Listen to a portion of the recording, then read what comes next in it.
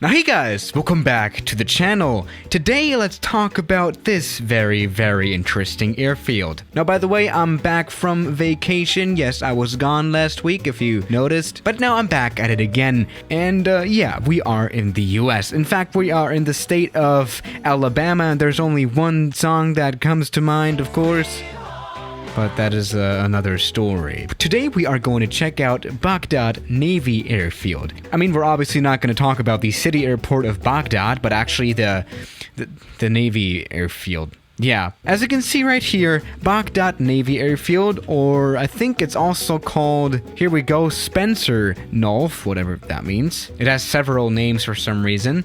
It has a very interesting runway structure. Now, actually we don't know a lot about this airfield. I cannot really find any official information about it. I read through a blog a little bit, and it turns out that this airfield, it was built in 1944. And you know, it does seem like sort of a testing airport. Or rather, runway. Yeah, this airfield, it has a very interesting structure. Basically, what it is we have like 8 runways here. 1, 2, 3, 4. I'm not going to count all of them, of course, but it's 8 in total. And all of these runways are 1,500 feet long, which is not necessarily long, but that's another story. And what I believe this is actually, this is supposed to be a runway concept that has a runway in every direction, meaning that according to the wind, you can change the runway, which prevents you from doing a crosswind landing. You know, having wind coming directly from the side, that makes you do bad landings. And that is basically the whole point, I guess. This is what they wanted to test with this airfield.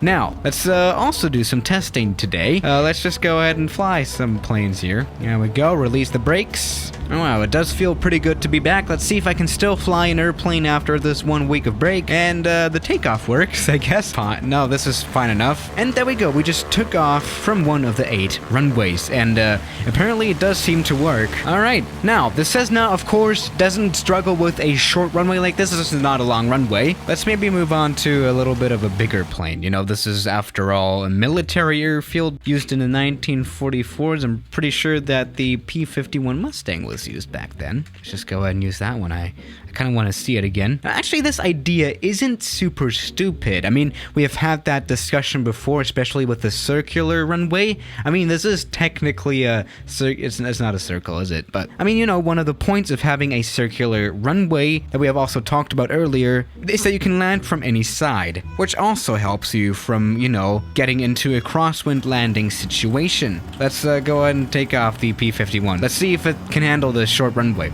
There we go. And of course, a typical military plane doesn't struggle with this one, especially not the Mustang. This is a really nice plane. I guess we can move on. Alright, now welcome aboard the Saab 340. This is a little bit of a bigger plane. This is a turboprop now. Actually, I think I kind of like the idea of being able to choose where to land, at what direction. Now let's see if this Swedish turboprop plane is able to land here. I hope so, at least. Let's just try getting this landed down here. Oh my god, that was a really bad landing. I tried applying reverse thrust in midair in order to, you know, touch down as soon as possible, and apparently it worked. There we go, we have landed, and we can now taxi to the... Well, there's no ramp, is it? I mean, there's this little tower building, but... Yeah, that would probably be the logistical problem of having a runway like this. But we can just park on the runway itself, right? This is no problem at all. I guess we can move on. 737 or something. I don't know. I feel like flying a jet airliner now. This really does look very interesting on the runway selection menu thing. Well, see, these are all counted as independent runways. You can, you know, choose to land on any of these. Let's just pick this side. I don't know. These are all 500 meters long. This is going to be close in something like the 737, but let's just see what's going to happen. All right, welcome aboard the 737. I don't believe the 737 existed back in the 1940s, nor did the Saab 340 actually. All right. Oh my goodness. Are we gonna make it? This is actually gonna be pretty interesting. Oh, Jesus Christ. I mean, kind of, alright. I mean, we could have tried, like, veering up to the left to not overrun the runway, but that's another story. Now, you may wonder what's happened to this airport. Does it still exist? And I gotta say no to that. Now, yes, after it was built in the 1940s, it was already shut down somewhat in the 1950s, probably 1955. Again, we do not have any official information about this airport, so we can only kind of speculate. And the airfield property was sold in the 1960s 1960s to various private parties, according to the military. And yeah, this airport was left abandoned for many years, actually. I guess we actually do have some pictures here. This is an area view from the 1940s here. Here's what the airbase looked like in 1961. Obviously very much deteriorated. And by the way, this was when the airport was already sold. This is what the airfield looks like now. Actually, this is an aerial photo from 2003 as well, so probably a lot has changed, but as you can see right here, there's houses built on it. We still have a little bit of a glance here at this runway design. You know, the airport itself, it's very much gone. Or this is a photo from 2012. That is actually kind of sad. So it turns out that this whole concept wasn't that good of an idea. Honestly, it was kind of.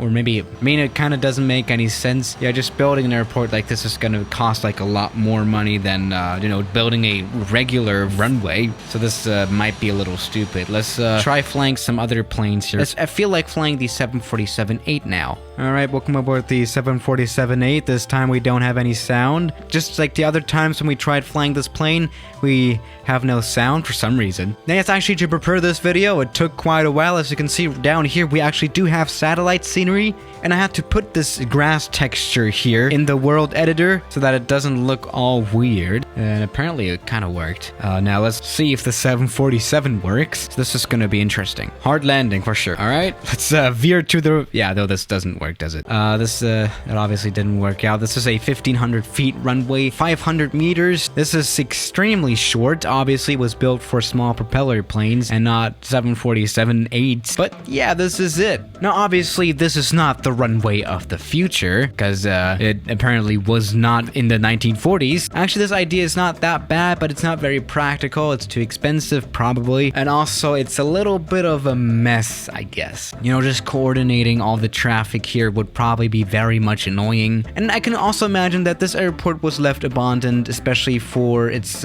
small runways. I mean, you know, 500 meters, it's just too short. But yeah, it's a pretty cool piece of history, I would say, even though it is very much sad that it's all gone. So this is pretty interesting as well. So yeah, guys, thank you for watching today's video, and I'll see you tomorrow. As always, good night.